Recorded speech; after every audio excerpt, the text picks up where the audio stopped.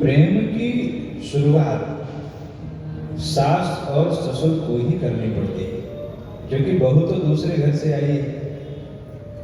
इसलिए प्रेम का प्रारंभ सास और ससुर को ही करना चाहिए। इसलिए प्रेम का जो शुभारंभ है वो दशरथ जी के द्वारा हो रहा है। आपने प्रेम दिया नहीं और आप प्रेम प्राप्त करने की इच्छा रखो, कैसे होगा?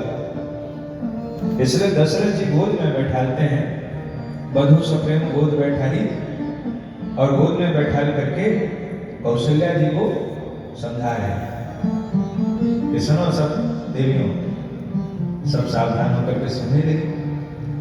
दशरथ जी कहते हैं कि हमारी जो बहुएं हैं ये छोटी है, वधू लड़कनी पर घर आई,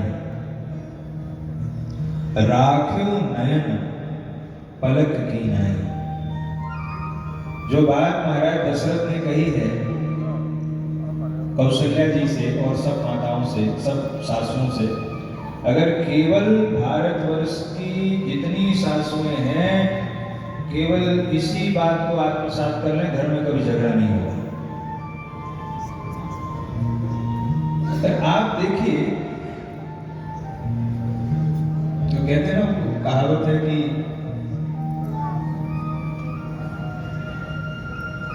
जिसका बीज पड़ता है बोया बीज बबूल का आम कहां से होए। जैसा आप प्रेम देंगे वैसा ही आपको परिणाम में मिलेगा। पर आगे मैं आपको दिखाऊंगा कि कैसे सीता जी अपनी सगी मां को छोड़ करके चित्रकूट की भूमि में अपनी सगी मां सुनैना के पास में रात में नहीं रुकी। और सीता जी ने कहा अपनी मां सुनैना से कि मां, मुझे अपनी सासुओं की सेवा में जाना है, इसलिए मैं रात्रि विश्राम नहीं कर सकती आपके पास। सुनैना जी की आंखों में अश्रु आ गए कि बेटी एक दिन तो मेरे पास रुक जाओ। सीता जी ने कहा मां, मैं आपके पास नहीं रुक सकती, क्योंकि जब मैं गई थी तो मैं छोटी थी, तो मैं अपनी सास की सेवा नहीं कर पाई, तो मेरी सासू मां ने ही मेरी सेवा करी। मैं छोटी सी थी, और जब मेरी सेवा का समय आया तो सेवा समय दैय बन दीना, तो भगवान ने हमको बन दे दिया। लेकिन अब मुझे सेवा का अवसर मिला है मां, तो मैं आपके पास नहीं रुक सकती, मैं जा करके अपनी सासू मां की सेवा करूंगी। एक बहू यदि अपनी सगी मां के पास न रुक करके अपनी सास के पास रुकना चाहे, तो उससे आप अनुमान लगाना कि उस सास ने बहू को कितना प्रेम दिया होगा। कैसा प्रेम दिया होगा, जो सीता जी खुद बोल पड़ी कि मां, मैं आपके पास रात्रि नहीं रुक सकती, मुझे अपनी सासू मां के पास जाना है। और सीता जी आई हैं, खूब सेवा करी तीनों माताओं। पर आप यहाँ देखिए कि उसका वो जो फल है ना आम का, तो बोया बीज बबूल का, तो आम कहां से हो? उसका शुभारंभ, प्रेम की शुरुआत सास और ससुर को करनी पड़ती है, ध्यान दीजिए।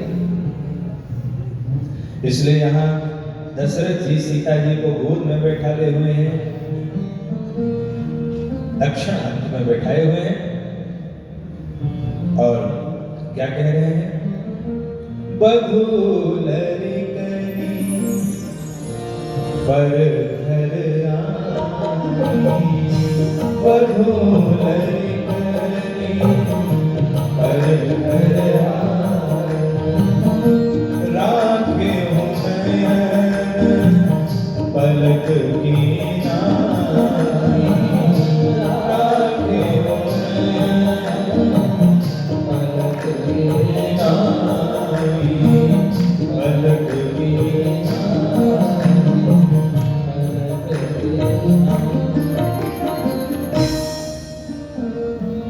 दशरथ जी ने कहा कौशल्या जी से, देवी हमारी जो बहुएं हैं ये लड़कनी है।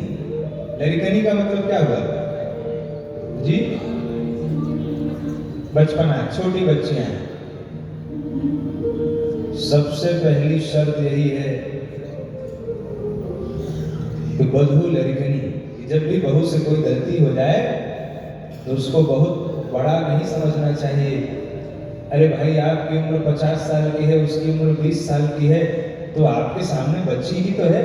तो जब भी कोई अपराध हो जाए, गलती हो जाए, तो ये मान के क्षमा कर देना कि बहू तो हमारी बच्ची है, लड़कनी है। ये पहला भाव है, बधू लड़कनी। कौन बोला है? बाहर निकाल देंगे आवाज में।